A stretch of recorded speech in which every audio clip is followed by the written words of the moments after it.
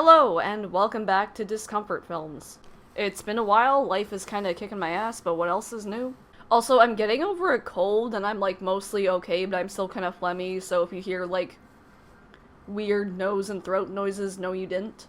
I thought I'd try something a little different with my end of the year thing this year. Normally, I would just do, a general top 10 list of favorite movies of the year. But since my channel is definitely more horror-focused, I wanted to do a horror ranking video instead, just to try something different.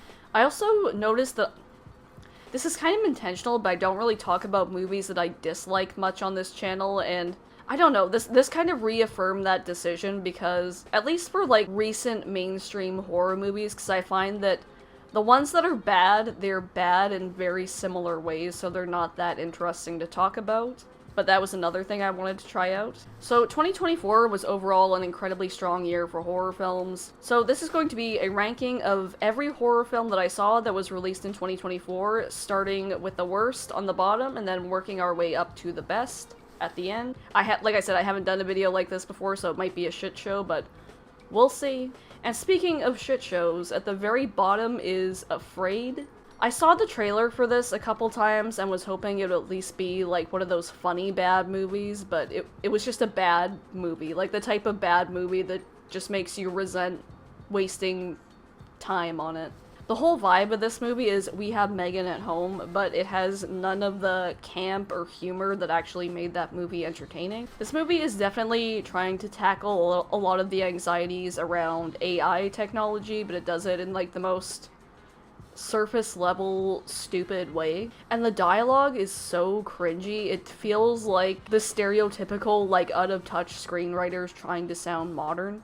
On paper, some of the ideas in this movie could be potentially interesting with an actually good script, but the movie is literally an hour and 24 minutes. It's not even an hour and a half, so it doesn't even have time to explore any of this with any depth. You can tell some of the actors, like John Cho, are trying, but even the best actors in the world couldn't really elevate this material, I feel like. On top of it all, it is just not scary at all. In fact, the horror elements feel kind of tacked on. There's this one, stupid jump scare dream sequence that feels like it's just there to be a jump scare because there's not really a lot of overt horror stuff in this movie.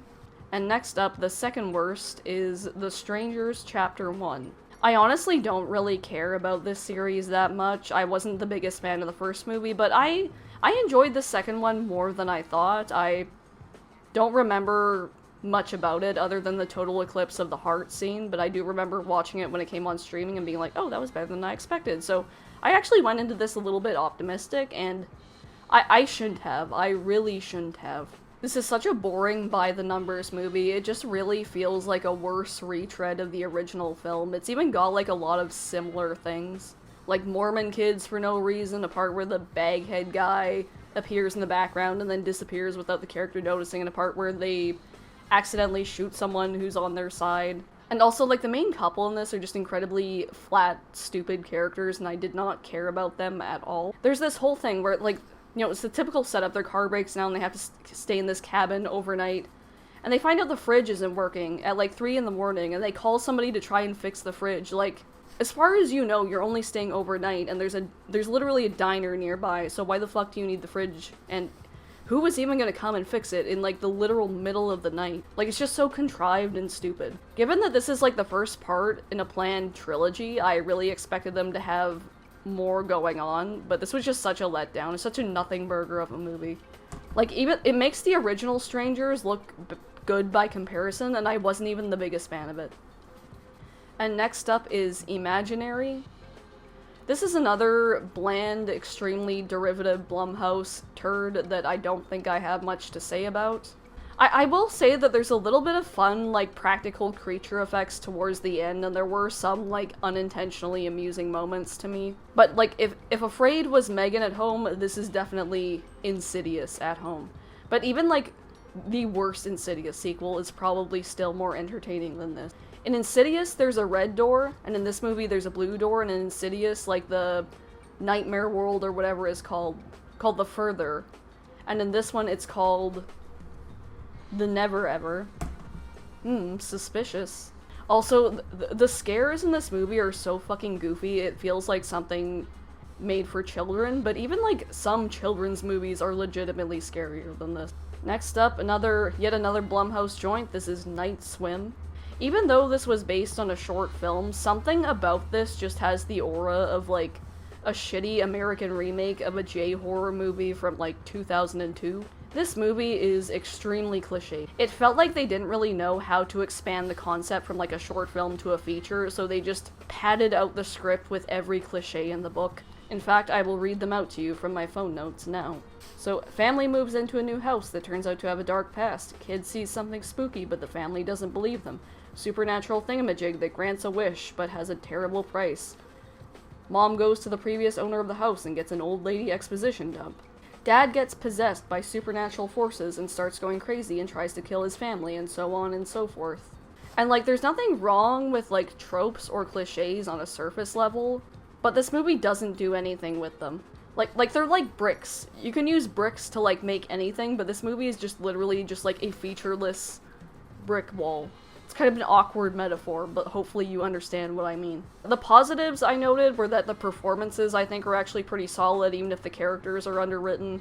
And the underwater cinematography is actually really nice looking, but for that you may as well just go watch the original short film. It's literally on YouTube. And next is Blink Twice. I have been going back and forth on this movie so much in my mind, like practically since I first saw it. But overall I would say that it was a pretty underwhelming experience. It does have some interesting ideas. Like, the story is obviously kind of inspired by, like, Epstein's Island, and the Channing Tatum character is kind of like this toxic billionaire influencer. I love that his first scene is, like, one of those typical vague YouTuber apology videos with, like, no indication of what he's actually apologizing for. I thought that was actually pretty funny. The cast is really stacked, and there were some funny moments. But overall, I found it to be kind of, like, predictable and tonally weird at times, especially the ending. Like, I thought the movie was okay up until that point, but the ending just left, like, such a weird taste in my mouth. It feels like, without giving it away, I feel like maybe, like, it was written as kind of this, like, dark, tragic ending, but, like, the direction and like, the visuals and the direction in the movie kind of frame it as, like, this girl boss moment, and I was walking out of it like, oh. And also, I'm just, like, generally, like, really burned out on this subgenre of aren't the 1% wacky movies unless there's, like, a funny southern detective involved. And up next, Never Let Go.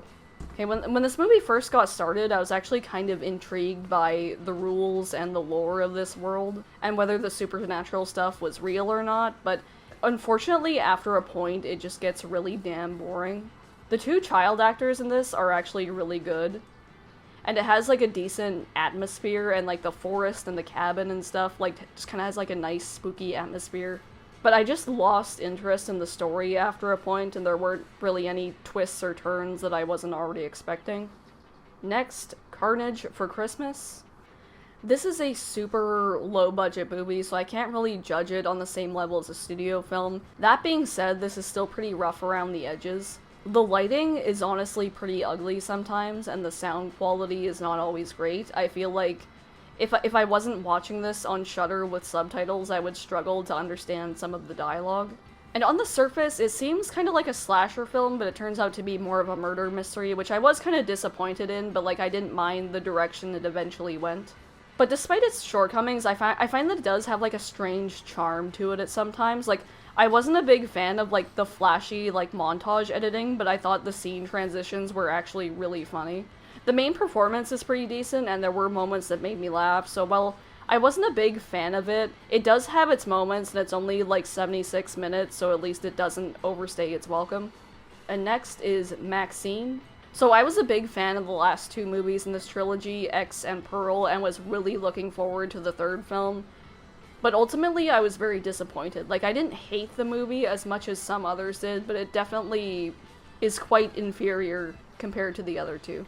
It just feels like a lot less focused in what it was trying to do. Like, there's a few of those, like, sleazy 80s slasher elements, but it's also kind of like a not very well-made mystery, and there's also some true crime elements with the Night Stalker stuff, which is a big red herring.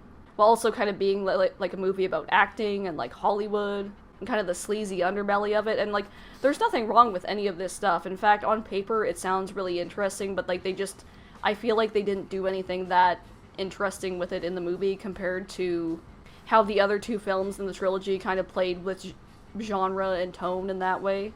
I also thought the main character of Maxine was pretty flat, and Mia Goth just didn't really have as much to do, like, performance-wise as in the other two films. I thought Kevin Bacon's performance was really fun, and I enjoyed the recreation of, like, the griminess of, like, 80s LA. I thought that aspect was really well done, but yeah, this was just such a disappointment. Speak no evil. So, I had a double feature of the original Danish movie and the remake, which probably didn't do this any favors. I didn't think there was anything, like, offensively bad about this movie, but especially if you look at it in comparison, it is just a blander version of the original. I enjoyed James McAvoy's performance. I think he could switch between this kind of jovial, welcoming guy and, like, the more sinister personality, like, pretty effectively. I did feel like it felt less like a real person than the original movie and more like a movie character, but, like, it was still a fine performance. It also adds some backstory and context to the characters, and on one hand, like, some of it was kind of interesting and maybe, like, fleshes out their situation a little more, but on the other hand, a lot of it just felt like padding and spelling things out that were just inferred in the original. I was definitely not surprised that they changed the ending to the original movie too, because man, that original movie was, like, miserable as shit. Also, some moments in this movie kind of felt like dark comedy to me, and I'm not sure if it was intentional. And next is Tarot, I think is how you pronounce it. I don't know. This is a bad movie. That being said, I was still kind of entertained by it. The concept of, like, creatures inspired by, like, tarot cards is kind of cool to me, and it has this, like, kind of Final Destination vibe to it. Like, again, it is very cliched, and it's not scary at all. Like, literally every scare in this movie is just, like, one of the creatures just kind of, like, running by in the background with this little, like, scare chord plays, or, like, a character, like, is, like, lifting something above their head, and then they put it down, the creature screaming, like, ah! Like, literally every scare is like that. Like, it's not scary at all. That being said, at least it was, like, stupid in a fun way, unlike some of these other movies. It definitely feels like something you would watch, like, with friends, drunk or stoned, to make fun of, and it feels a bit self-aware of that. It also kind of drove me crazy. Like, it treats the audience like goldfish. Like, at the very beginning, when, like, the main characters are all having, like, their cards read, and it's very, like, weirdly specific, ominous shit that's, like, obviously, like, foreshadowing how they're gonna die. And then they replay the audio clip during, like, literally every character death, and it's like, okay, I don't need to be reminded of something that happened, like, 20 minutes ago. I'm okay. Next is Y2K. Okay, so I was, like, literally, like, 6 years old. New Year's Eve, 1999, I think. I still remember being excited about those, like, novelty glasses where it had, like, the heroes as, like, the little, like, eye holes. You know, when they stopped being able to do that, I think is, like, when society really started going to shit. But anyway, this movie is okay. Like, the first act is a little slow, and I wasn't really into, like, the typical, like, teen drama stuff. But once it got going, I had a bit more fun with it. The, practical effects and creature designs for, like, the robots are really fun. I wish it went a bit harder with the kills. I don't know if it's considered a spoiler, but there's a cameo in this movie I thought was really funny, too. I have no idea why this guy is in not one, but two A24 horror films this year. I think that's kind of weird, but whatever. Maybe it's because I'm a little young for some of it, but I thought it leaned a bit too hard into the nostalgia bait. But I guess that's kind of like the whole point of the movie, so. It's not a great movie. Had some fun moments. I think you'll definitely get more out of it if you have, like, memories from that era. Next is Sting. This is definitely, like, a pretty basic creature feature, but I had some fun with it. The family drama stuff is kind of stock, like, I wasn't overly interested in it. But I did like the humor. It reminded me of this movie I watched a lot when I was a kid called Eight-Legged Freaks. And I think at the beginning, like, the CGI spider is, like, more cute than scary. Because it's just, like, small and it makes these, like, little chirping sounds. But they have this, like, animatronic spider puppet at the end that's actually pretty cool. So I'll give it that. I think it also manages to have a pretty decent atmosphere, too. Like, it takes place in this, like, kind of shitty apartment complex. and there's like a snowstorm outside, so everybody's snowed in with like this spider that's killing people, so I thought that was handled pretty well. Like, it's not doing anything different, but if you have a soft spot for like creature features or like spider movies, this might be worth watching. Next is Immaculate. This isn't reinventing the wheel when it comes to like religious horror movies or fucked up pregnancy movies, but it's a good time. The third act is where it really gets fun. For like most of the movie, I was like, you know, this is okay, it's not really grabbing me, but like once the church reveals like what the actual plan is, I was like locked in. I enjoyed Sydney Sweeney in the main role. Like, I don't watch a lot of TV, like I haven't sseen Euphoria, so I haven't really like seen her in anything substantial, so it was kind of interesting to see her in a lead role. And I think the lengths she went to like actually get this movie made was pretty cool. And the locations, like the production design, the costumes were also pretty good. It adds like a nice atmosphere to the film. And it has like one of those really mean-spirited, punchy endings that just makes like the whole movie worth it. Next is Alien Romulus. For better or for worse, this did really feel like a Disney reboot of Alien to me. My favorite thing about this movie by far was like the visuals and the production design. Like both the interiors of the ship look great and like very true to the spirit of the original Alien, while like the CGI space scenes looked amazing too. It was really nice to see on the big screen. I also really enjoyed the two main performances, particularly David Johnson, who plays the android in this movie. That was a great performance. Unfortunately, it's bogged down by some pretty obnoxious legacy sequel bullshit. I have this unfinished Alien series ranking video where I went more in depth about it, but I don't know when or if I'll get around to finishing that. I would like to, but I'll just like talk a little bit about it here just in case. I really do not fuck with digital necromancy. Like, even if in this particular case it was done ethically and like with the family's blessing, I think it's just, especially like with the way things are going, I think it's a really bad precedent to normalize like replacing like human actors with CGI replicas like this. And on top of that, like, it just looked like shit. It was so off-putting and not in the way it was probably intending to be. And it's so jarring compared to the rest of the movie too, because like the rest of the movie, it's all these like lovingly rendered practical effects, and then there's just this uncanny valley CGI abomination. And if it was just like one cameo scene, I could maybe overlook it, but it's practically a supporting character, which really dragged the movie down for me. And there's also like a couple other like really obnoxiously over-the-top references to like the first two Alien movies too, which like I know there's gonna be references, but like if you've seen the movie, you know which line, but like it just made me roll my eyes. That being said, I think it's still a decent movie, and there's some really fun sequences in this, especially towards the end. I really love that whole like zero gravity thing, and the whole like ending sequence with the creature.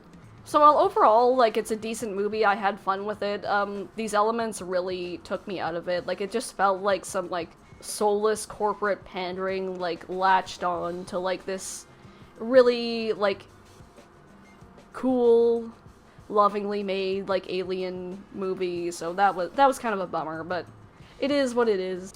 And next is Late Night with the Devil. This is another one that, like, I feel like a lot of people really love, but I just, like, came out of it thinking it was, like, yeah, that was pretty good. It was okay.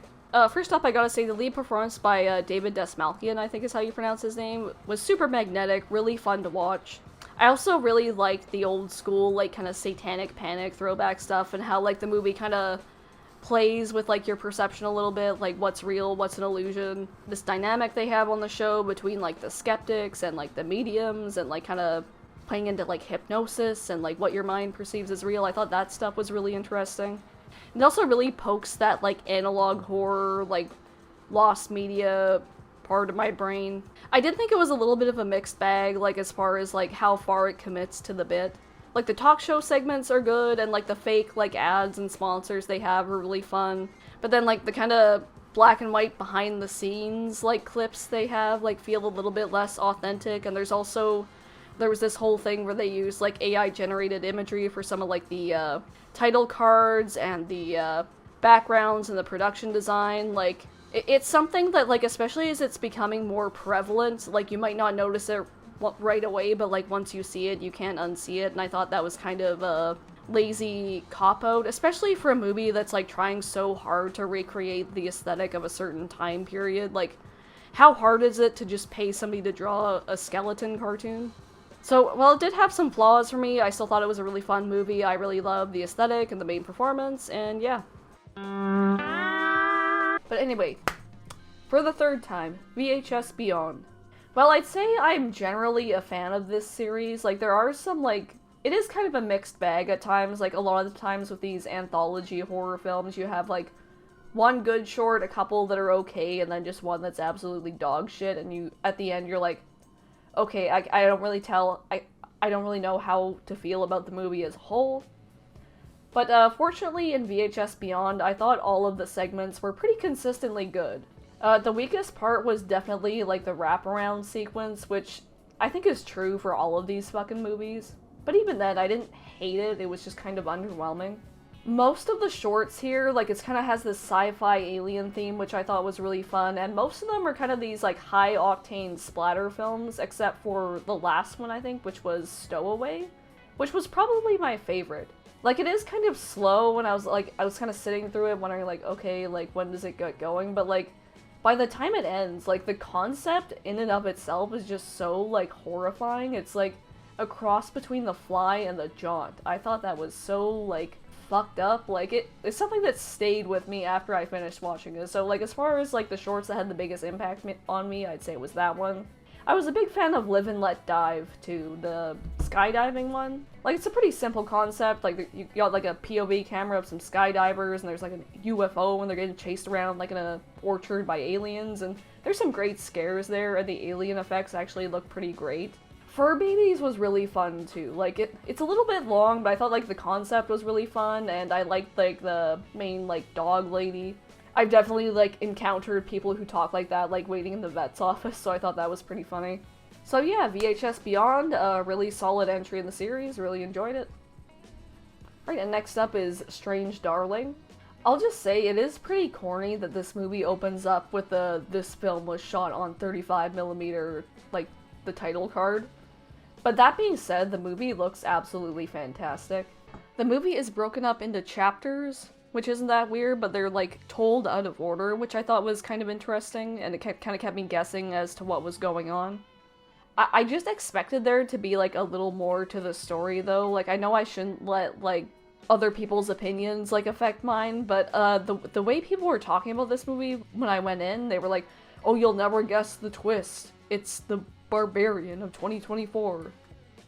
And I can see, like, why people would think that, but, like, after when the initial twist was revealed, I was like, oh, that's interesting, I wonder what's gonna happen next, and then, like, I felt like there wasn't really much else to it. So, while the story itself is kind of basic, like, the way it's told makes it a bit interesting. It's kind of like in a violent nature in that way. Also, the lead performance by Willa Fitzgerald is great, and that and the cinematography and the visuals, I think, make it worth watching on its own. And speaking of in a violent nature, that's the next movie. I thought this was a really interesting combination of art house horror, pacing, and visuals, and, like, the traditional schlocky kills and tropes you would expect in a more traditional, like, 80s slasher movie throwback. I can definitely see why it wouldn't be everyone's cup of tea, though. Like I said, it's a very slow-paced movie, and there are just, like, a lot of prolonged shots of just, like, the dude walking through the woods, but honestly, I'm glad that I saw this in a theater, because without any distractions, there was obviously, like, something zen about the forest walking scenes. Like, I could appreciate the visuals and the sounds a lot more. I feel like if I was watching at home, I'd be, like, tempted to distract myself or, like, check my phone or something. So I kind of wonder if I rewatched it, if that would affect my opinion of the movie, but I also really enjoyed, like, the way the killer looked and his backstory, and the performance was really great too. My favorite part was when he was playing with that little toy car where the victim characters are kind of arguing in the background. I thought that was pretty great. Next is A Quiet Place Day 1. It's kind of cool to hate on these movies in certain circles, but I've always enjoyed them. Like, they're not something I would rush to watch again, but, like, for what they are, I think they're entertaining. And I always have a soft spot for movies that, like, use sound in an interesting way, and I think these are, like, great examples of that, given the whole premise. I really liked the story and, like, the central characters here, too. It's basically, like, this woman with a terminal illness, like, the apocalypse is happening basically, and all she wants is just, like, a slice of pizza from, like, a nostalgic pizza place. And we just kind of follow this, like, journey of trying to get to the pizza place, and I really liked that.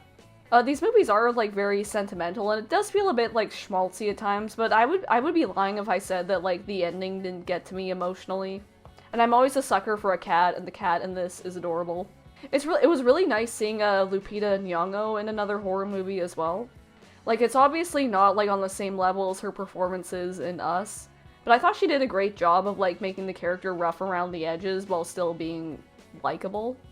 And the next movie is Cuckoo.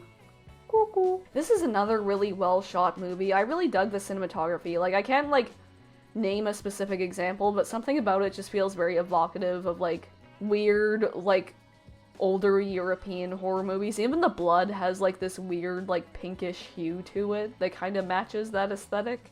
And not everything in the story worked for me. I thought the initial setup was really interesting, but, like, I feel like I needed there to be, like, another left turn in the third act, or, like, another thing is, like, the monsters are initially, like, pretty scary, but, like, the more they linger on them, like, the less scary they become. I also really liked the relationship between, like, the older and younger stepsisters in this movie, and the performances are good, too. Like, it's not, like, needlessly hateful for the sake of drama like it could be in a lesser movie. It was just, like, kind of realistically tense and awkward. And Hunter Schafer was really good in the lead role, and I am always here for an unhinged Dan Stevens performance, so yeah, this is a really solid movie. Stop motion. This is another really great concept, like this stop motion animator who's like making this creepy film and just kind of gradually going insane, and like the visuals in the film kind of reflect that. Like the stop motion animation style in this movie is really cool. It kind of reminds me of like some freaky ass thing you would see on YouTube at like too young of an age that would probably traumatize you.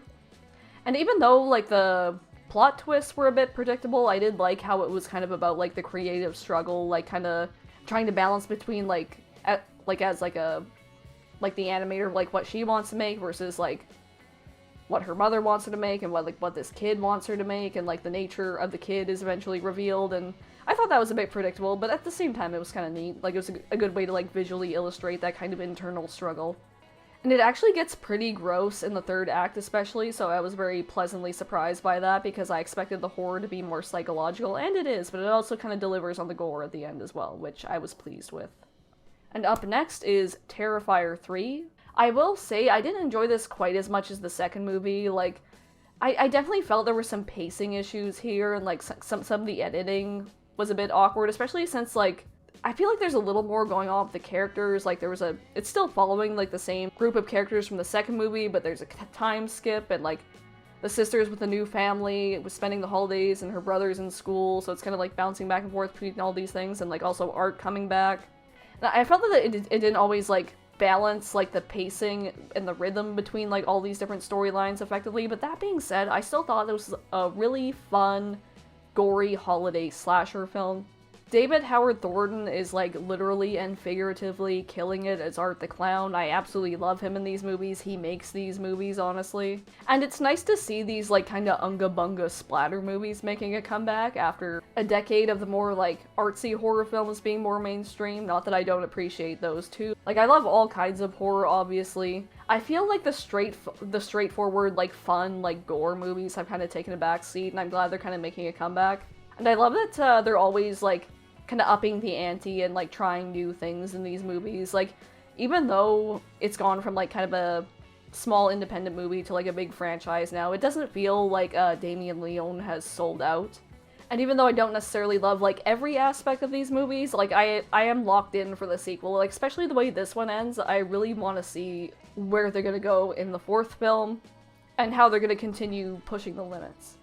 And the next movie is Mads. I hope I'm pronouncing that right, I'm not sure. This movie is so anxiety-inducing. It reminds me of one of those Sadfi Brothers films, except if it was like a horror movie. You're mostly following the same character, like initially, and just watching him get into like worse and worse situations, and it just keeps ramping up, and I really enjoyed that. When I first started watching it, I was like, oh, like, I guess the opening scene is all one shot, but actually the whole movie is all one shot. Like, I am certain they didn't, like, literally film this all in one shot. There's probably, like, some tricks they used to cover it up, but it still looks great, like especially considering like how like there's so many like scenes of people on like bikes and moving vehicles and shit that this must have been like a nightmare to film. And this is a pretty fresh take on like the zombie slash infection genre as well, which I went into this kind of blind, so I wasn't expecting that, so I was a bit pleasantly surprised by that. I did think it's kind of started to run out of steam for me in the third act. Like, I was still into the movie, like, just kind of a little bit of the intrigue and the suspense was gone, like, once you figure out where it's going. Heretic. This is a really great script. It almost, like, reminds me of like, a Saw movie with, like, Hugh Grant as the Jigsaw character, except, like, it's more about, like, kind of faith and religion and stuff like that.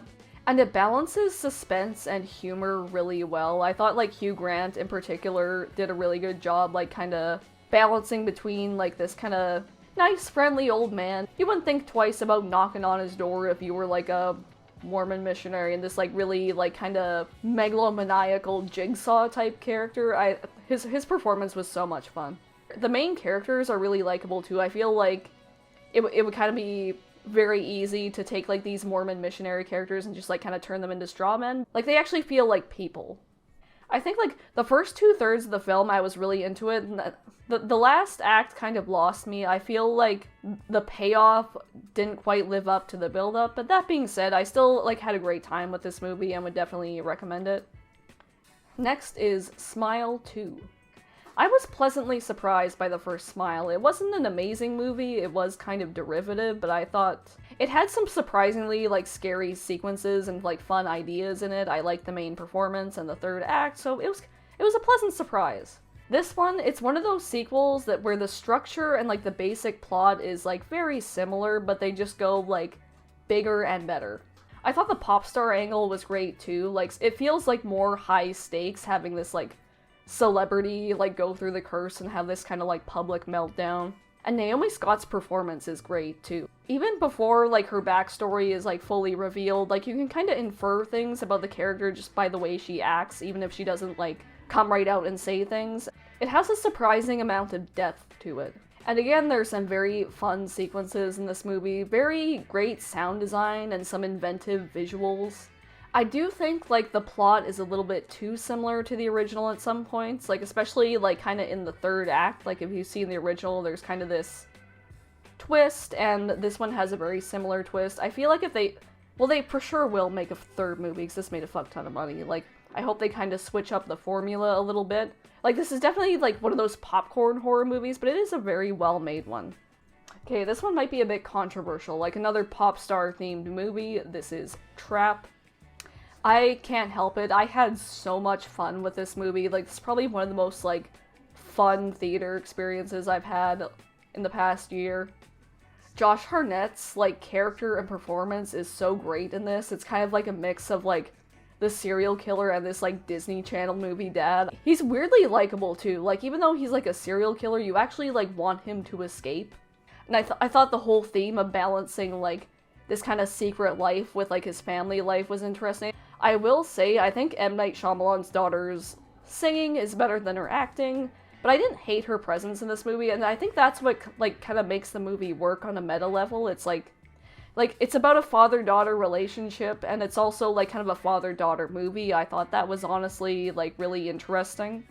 That being said, I will say this is another one of those movies that kind of overstays its welcome. Like, while we're, like, stuck at the concert, I was, like, riveted by this, and, like, I don't know if this constitutes a spoiler, but, like, once it leaves that location, I was a little bit...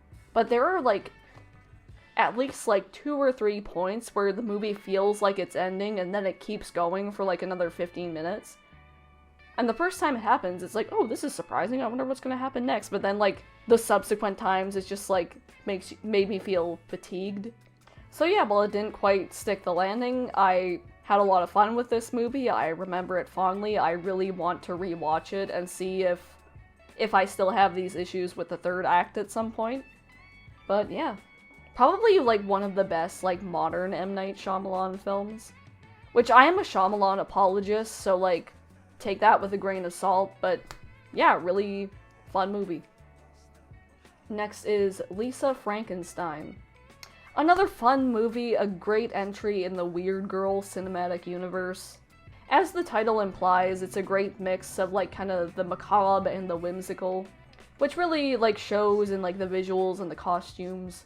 I also enjoyed the performances, especially Cole Sprouse. Like, he still like manages to have like a very likable character, even though like he spends like 99% of the movie just grunting.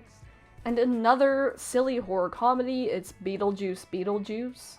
As someone who grew up with Tim Burton movies and has been pretty disappointed by most of his recent work, I was really hoping for a win, and thankfully this was. Like, the plot is kind of loose and random, but the original movie was like that too. But I find that the charm of these movies is in like the little comedic bits, and the music, and the practical effects, and the creatures and all that stuff, and this movie sure delivers on that. I loved how extensive the use of practical effects was in this movie, and I also love like this flashback that's kind of an homage to like Mario Bava. That was really fun. Catherine O'Hara is so damn funny in these movies, and she kind of stole the show here. And next is The First Omen. This got me by surprise. It's one of those things where if you look at it on paper, it's like, who the hell is asking for a prequel to The Omen? But then you actually watch it, and it's like, actually good. The cinematography here is incredible. It feels very evocative of like 70s horror films while also being modern. Like, there's some truly incredible shots in this movie, not to mention some just extremely unhinged imagery for a mainstream horror film. And like, one of the pitfalls of prequels is that you feel like you already know what's gonna happen to most of these characters, so it's kind of hard to build suspense, but Nell Tigerfree's performance here is like so amazing and like really like gets you to feel like something for this character. There's even an homage to the Possession subway freakout scene. You're spoiling me, movie. There's also Ralph Ineson in a supporting role, and he should be in every movie. He has like one of my favorite voices on the planet. It's happened before, like the twin movies phenomenon, where there's like two extremely similar movies released in a very short window, and this year was Immaculate and The First Omen. And I enjoyed them both, but I would definitely give it to The First Omen. It definitely has that X factor. I will say though, this is another one that I think drags on a bit too long, and it ends like a fucking Marvel movie for some reason, so that was kind of a weird note to end on. Like, I feel like there was if you like ended it like 10 or 15 minutes earlier, that would have been a much stronger, creepier ending. But no, we need to drill it into your thick fucking skulls that this is a prequel to The Omen. But yeah, other than that, this is a great movie. Definitely like one of the biggest surprises of the year for me. Next up was another horror comedy I had a lot of fun with. It's Abigail. It sucks that the marketing for this movie gave away the twist, because I thought like the way they built up to it and how it kind of turns from a heist movie to a horror movie was really cool. It's a very entertaining movie. I love the humor and the way all these different like kind of characters play off of each other. It's also bloodier than I was expecting. So yeah, definitely glad I finally watched this one.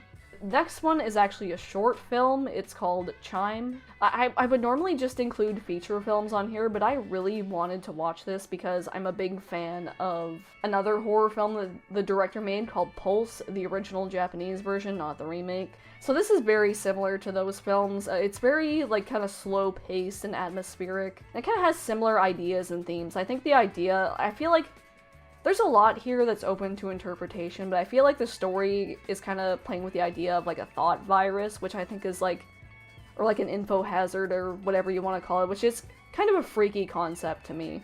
And while I think like there are parts of it that are too vague, and I honestly wouldn't have minded if this was a feature film, so like those parts can be expanded on, I still thought this was a really well-directed, spooky film, and I'm glad I saw it. Next is Oddity. Now, this is one of those good old-fashioned spooky movies.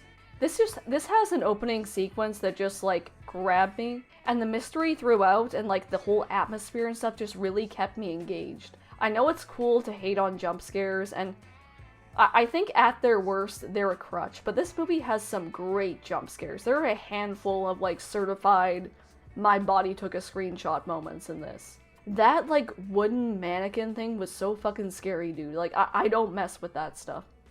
So yeah, it's a really effective mixture of, like, this, like, kind of old school, like, atmospheric, supernatural film, like, a handful of really good jump scares and an intriguing mystery. I would definitely recommend it.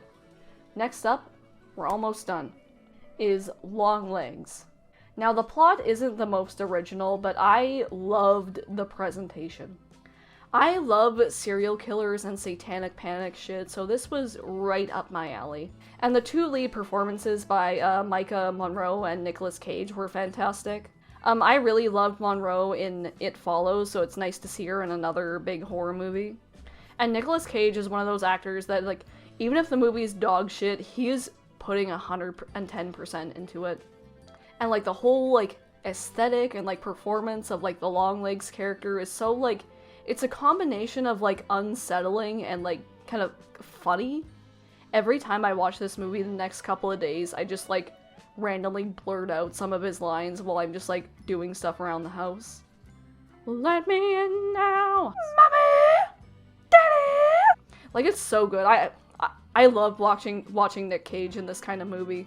And, like, some will disagree with me on this, but I found it, like, actually scary, too. Like, there's some pretty intense sequences in here. My favorite is when, the main character is alone in the cabin. And I love when, like, horror films add, like, creepy shit to the background, but don't draw attention to them right away, and there's a few good examples of that here. With, like, the subliminal, like, devils in the background. I love that kind of shit. I also really liked how the movie deals with, like, childhood trauma and repressed memories and that kind of thing. Like, the whole thing with the dolls, how something, like, kind of associated with, like, kind of childhood innocence kind of gets, like, turned into something, like, evil and cruel. I think, like, that thematically really resonated with me. So yeah, there's kind of this weird backlash to this movie, but, like, I don't give a shit. I really like it. Next up, this is more of a thriller, but I love this movie and I really want to talk about it, and I feel like there's enough, like, kind of fucked up shit in this movie to kind of put it, like, kind of on the border between, like, horror and thriller, where I still felt comfortable including it here. It is Red Rooms. For the movies I watched at home, I took notes for the video, because I don't use my phone in the theater, and if you do, you belong in a fucking red room. It's 2025, cut that shit out. Talk about iPad babies. You're an iPad adult. How are you not embarrassed acting like this in public? Anyway, rant over. So while I was watching these movies at home, I took notes on my phone so I would remember what I wanted to say for the video. But while I was watching this movie, I didn't take any notes because I was so riveted by it. This is one of the best, like, thrillers I've seen in a very long time. It's so well made and uncomfortable, and the themes and ideas in it feel very relevant. Like, it is about, like, it's definitely about, like, true crime and, like, the kind of sensationalistic, voyeuristic side of it. But I feel like it's also about, like, technology and especially the internet and how, like, it isolates us, but also can kind of, like, bring people together in, like, kind of strange ways that aren't always good. Like, I know, like, Red Rooms and, like, the dark web have been, like, a subject of, like, fascination and sensationalism online and in the media for a while, but I think this handles it in a really good way. It's one of those movies, like, kind of like Seven, where it doesn't really show you anything, but just, like, hearing people describe what happened and, like, seeing how they react to it is just so, like, viscerally uncomfortable, and really sells you on how fucked up it is.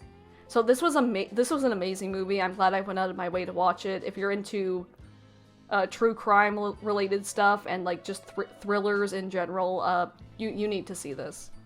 Right, next up is I Saw the TV Glow. The whole aesthetic and vibe of this movie does, like, feel inspired by David Lynch, but at the same time it also feels very unique. Like, the director is obviously, like, kind of doing their own thing with it. It has this very dreamy, nostalgic atmosphere that I really loved. This is another one I'm really glad I saw for the first time in a theater as well, because, like, the use of music in this movie is great as well. Like, I don't remember the name of the song, but there's this, like, montage scene where the main character is walking through a hallway, and, like, the music is just immaculate. I'm not the biggest Justice Smith fan, but, like, to be fair, like, the only things I think I've seen him in are Detective Pikachu and that new Dungeons and Dragons movie, which, to be fair, like, maybe not the greatest showcase of someone's acting ability. Like, I find that he kind of plays the same type of character and everything, but I think in this movie it worked a bit more. Fred Durst plays the dad in this movie too, and, like, 90% of his screen time is just, like, glaring at his kid, but there's something, like, strangely menacing about him too.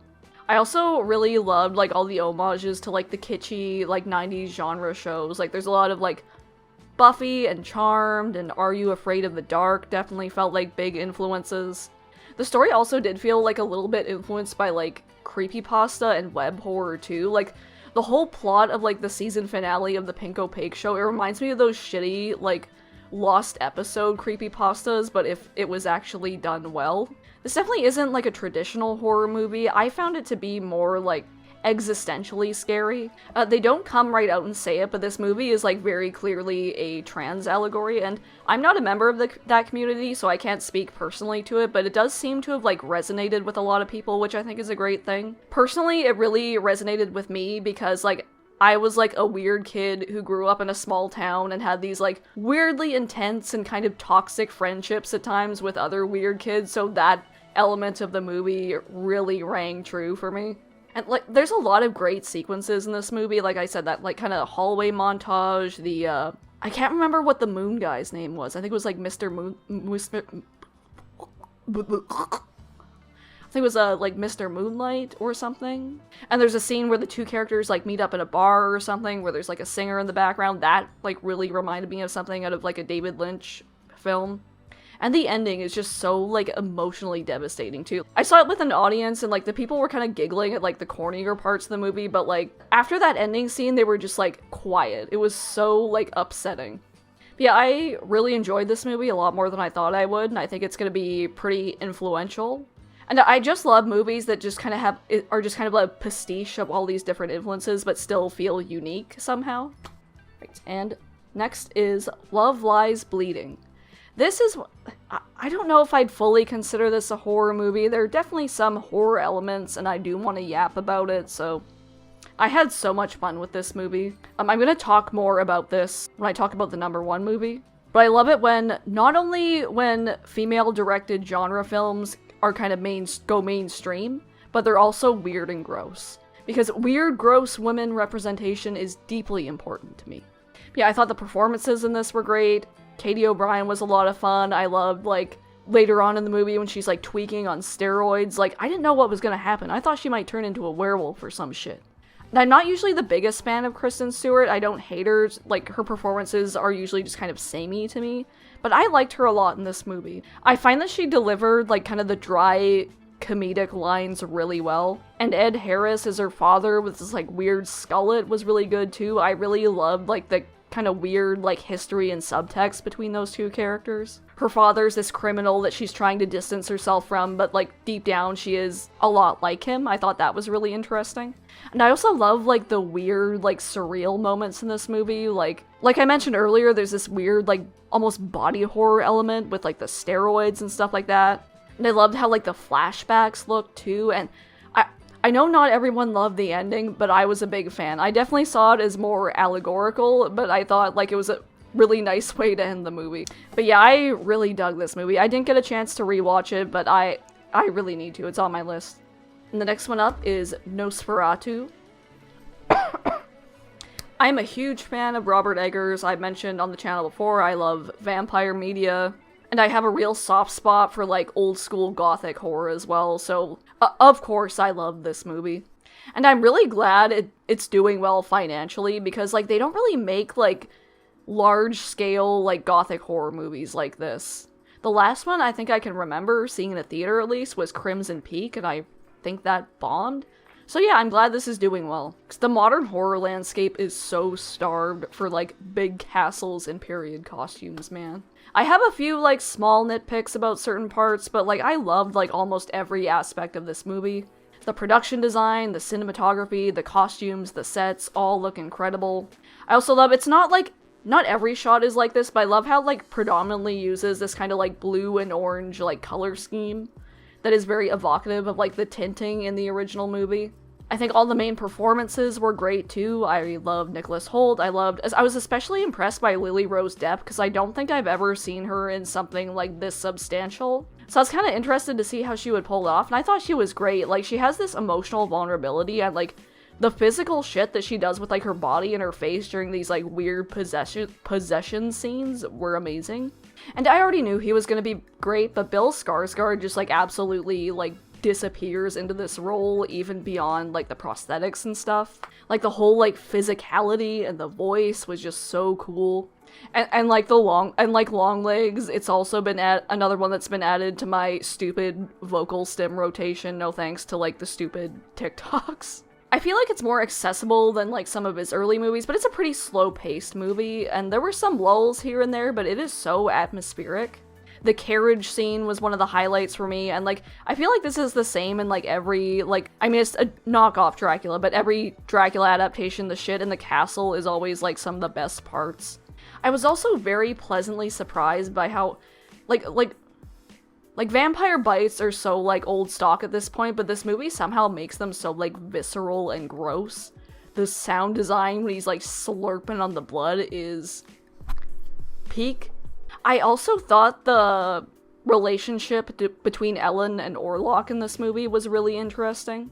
I feel like there's a lot of different ways you could read it.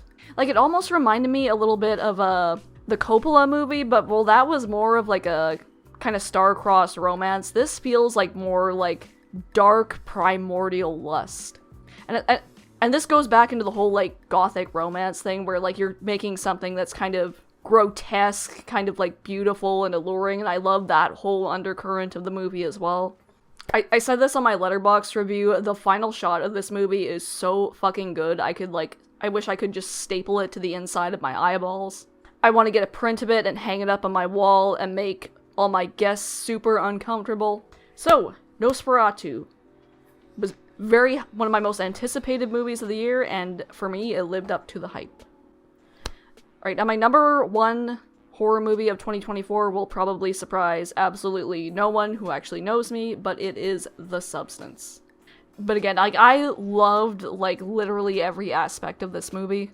Yeah, the storyline and, like, the message it's trying to get across is, you could argue that it's kind of basic, and it's probably, like, the least subtle movie in the world, and while I appreciate subtlety and subtext, I also love when a movie just takes its premise as far as it can possibly go.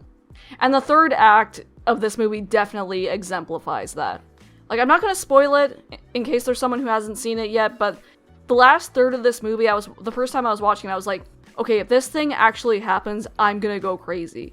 And then it happens, and then, like, more stuff keeps happening, I was just like, it was almost like sensory overload. It was wild. And especially, like, in the social media age and how ridiculous beauty standards are, I feel like we really need, like, an unsubtle movie like this. There's deeper things you could read into it as well, with, like, kind of the main character literally being split into two people. Like, there's a lot of ways you could interpret that, almost like something to do with ego, or, like, even, like, a mother-daughter relationship is kind of alluded to at a couple points in the film. I don't know, I try to avoid covering, like, popular topical movies here, just because, like, I find when everyone is talking about the same thing, like, I don't want to talk about it as much, but I really want to do a deep dive on this movie at some point. I love the visuals in this movie as well. It has this very, like, uncanny valley, plasticky aesthetic to it that I think really fits the movie. And also makes, like, the body horror and the gore that comes later just extra subversive and gross. Oh, and speaking of the body horror, this shit is top tier. Like, I think it is up there with The Thing and The Fly, both, like, in terms of, like, the quality of the practical effects, the sheer, like, gross out factor, and, like, how it's used to, like, tell the story. I also really love, like, the weird, dreamlike quality in the film. Like, this is another one that feels, like, almost kind of Lynchian in a way. Like, the version of, like, Hollywood in this movie definitely reminds me of, like, the weird, dreamlike version of Hollywood in something like Mulholland Drive. And there's some, like, visuals and shots in this movie that really reminded me of that as well. There's also, like, quite a few nods to, like, other classic horror movies like The Shining. I also really love the main performances by Demi Moore and Margaret Qualley. I feel like if there was any justice in this world, Demi Moore would be, like, nominated for an Oscar, but I don't know, I'm a little more optimistic after the Golden Globes, but at the same time, I feel like if Toni Collette for Hereditary didn't get in, then nobody's getting in. So I guess we shall see. And I feel like in a lesser movie, like, Demi Moore's character, Elizabeth Sparkle, like, the movie would kind of look down on her, like, oh, like, isn't this woman so silly? Like, aren't women so vain and stupid?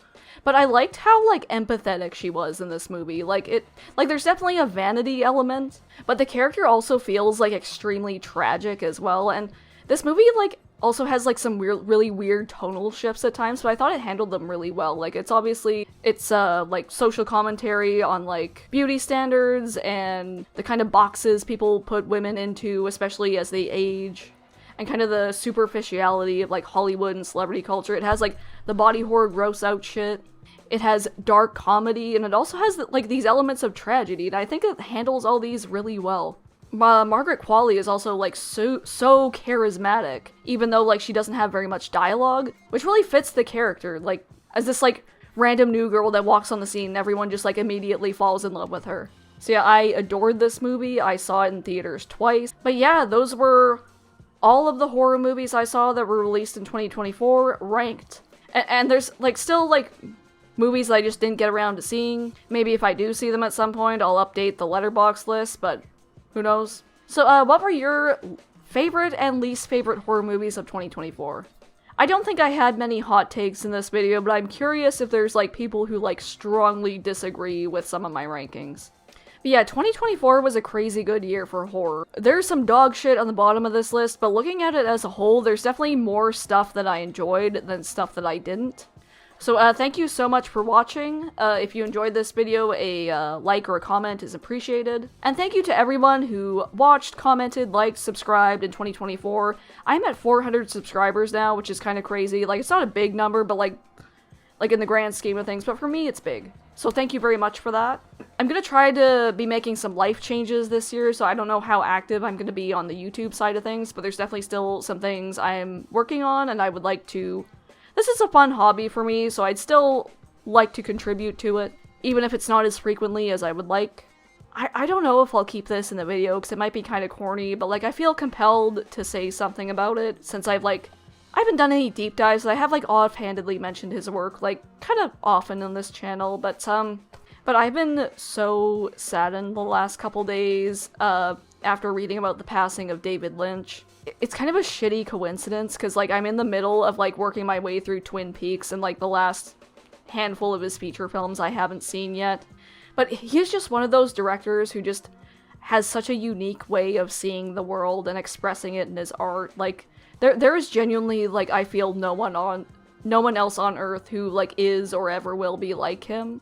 I think the first film of his I saw was probably Blue Velvet. And I think it was when I was like 15, 16, so like I definitely didn't have the life experience at that point, I feel, to like fully appreciate it, but I did still really love it at the time. And the next one I rented, I remember more vividly. It was Inland Empire, because that was the only other DVD I could find at the video rental store. Like, having Inland Empire be one of your first Lynch movies, I feel, is a real if you can dodge a wrench, you can dodge a ball moment. But yeah, I vividly remember my first time watching that movie on that rental DVD in my parents' basement at night, just being completely bewildered. And like, something about it just made me so uncomfortable, but like, I could not stop watching. Like, for the longest time, I couldn't even like articulate whether I liked it or not, but like, I still remember after sitting through this like long, abstract, like weird-ass movie, like, but that whole something about that whole ending sequence with, like, the Christabel song, I hope I'm pronouncing her name correctly, and, like, the visuals. I don't know, there was something so, like, beautiful and cathartic about it. I was so, like I said, I was so emotionally moved by it, even though, like, I couldn't even tell whether I liked the movie or not, or, like, I didn't fully understand what was happening. And as I've explored more of his work, that's something that, like, turns out to be the thing I love most about it, is that even if you can't, like, on an intellectual level, like, understand what's going on, something about it just, like, emotionally resonates with me. And it might be, like, low-key one of my favorite movies now. I've rewatched it a couple more times since the remaster has come out, like, in the theater and at home. And that's another one I've been wanting to do, like, kind of a deep dive or analysis on. Like I said, I don't know, there's other things I'm working on, I don't know when I'll get around to it, but maybe I'll bump it up the queue. So I guess that's another question I'll ask the viewers, like, what's your favorite David Lynch movie? Because, like, I definitely want to put all the other shit I'm doing on hold and just, like, binge them. And like I said, I'm still working my way through Twin Peaks. I'm really excited to watch Fire Walk with Me and The Return. I've heard great things about those. But again, thank you so much for watching. I hope you have a swell new year. This has been Taylor from Discomfort Films, and goodbye.